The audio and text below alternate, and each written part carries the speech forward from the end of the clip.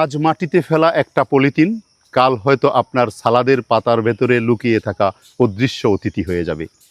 যে খাবার আপনি খাচ্ছেন তা কি পুষ্টি দিচ্ছে নাকি নীরবে বিষ ঢুকিয়ে দিচ্ছে আপনার শরীরে? মাটিতে ফেলে রাখা পলিথিন ধীরে ধীরে ভেঙে মাইক্রোপ্লাস্টিক, যেটা 5 মিলিমিটারের কম, এবং ন্যানোপ্লাস্টিক, যেটা 1 মাইক্রোমিটারের ও ছোটো কণায় পরিণত হতে পারে। এসব কণা কিছু ক্ষেত্রে সবজি, গাছের শেকড় দিয়ে ভেতরে প্রবেশ করে খাদ্যযোগ্য অংশেও পৌঁছাতে পারে। উদ্ভিদের শিকড় যখন বৃদ্ধি পায় তখন স্বাভাবিকভাবেই ক্ষুদ্র ফাটল তৈরি হয়।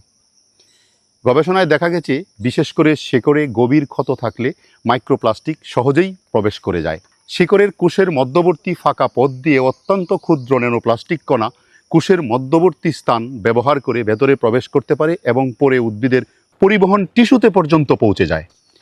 জাইলেমের মাধ্যমে উপরের অংশে পরিবাহিত হয় এবং একবার শেকড়ে ঢুকে গেলে পানি পরিবহনের সঙ্গে সঙ্গে জাইলেম টিস্যু দিয়ে কাণ্ড, পাতা, কখনো কখনো খাদ্যযোগ্য অংশে পৌঁছাতে পারে।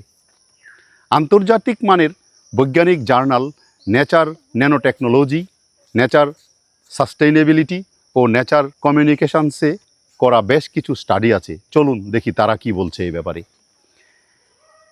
নেচার ন্যানোটেকনোলজি 2022 সালে লু এট এলের করা একটা গবেষণা quantitative tracking of uptake and transport of sub micrometer plastics in crop plants শিরোনামে প্রকাশিত হয়েছিল।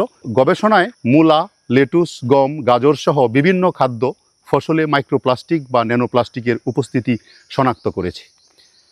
2020 সালে নেচার সাস্টেইনেবিলিটিতে প্রকাশিত একটি গবেষণায় দেখা যায়, সাব মাইক্রোমিটার আকারের প্লাস্টিক কণা ফসলের শেকড়ে প্রবেশ করতে পারে এবং পরে উদ্ভিদের অন্যান্য অংশে স্থানান্তরিত হতে পারে।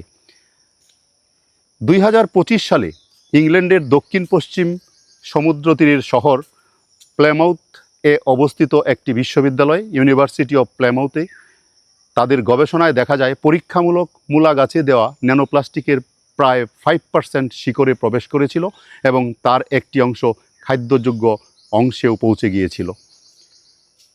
এতক্ষণ তো 1 বছর 2 বছর আগের গবেষণার কথা বললাম।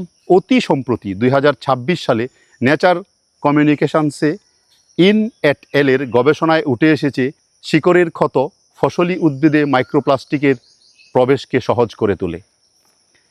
মানুষ বেঁচে থাকার মূল ভিত্তি হলো খাদ্য।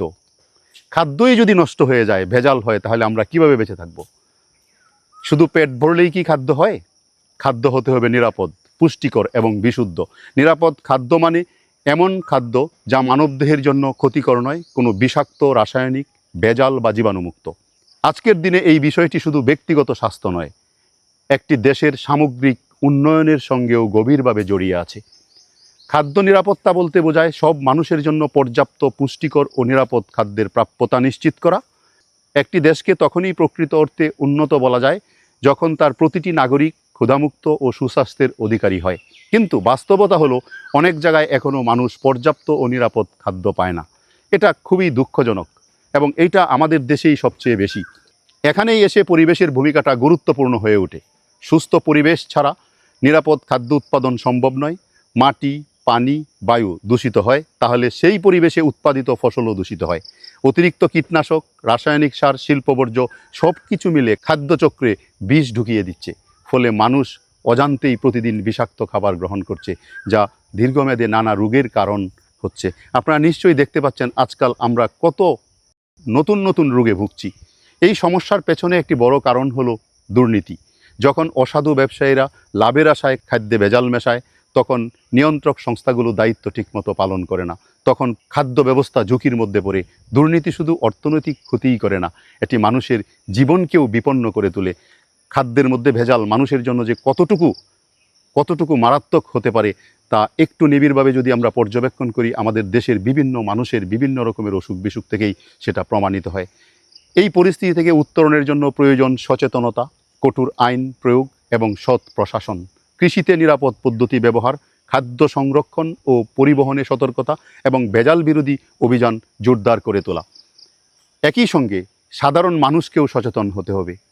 কি খাচ্ছে, কোথা থেকে কিনছে তা বুঝে নিতে হবে। নিরাপদ খাদ্য, খাদ্য নিরাপত্তা পরিবেশ ও দুর্নীতি, এই চারটি বিষয় একে অপরের সঙ্গে অঙ্গাঙ্গিভাবে জড়িত। একটিকে ঠিক রাখতে হলে অন্যগুলোতেও সমান গুরুত্ব দিতে হবে।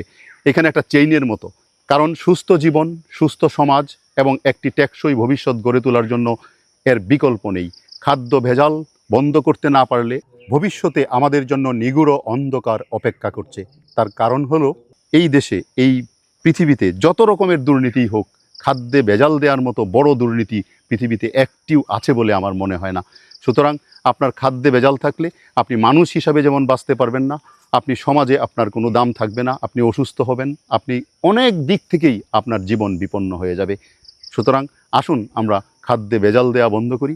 খাদ্য ক্রয় করার সময় একটু বুঝে নেই আমরা কোন খাবারটা কিনছি, সেই খাবারটা আমাদের জন্য সঠিক কিনা।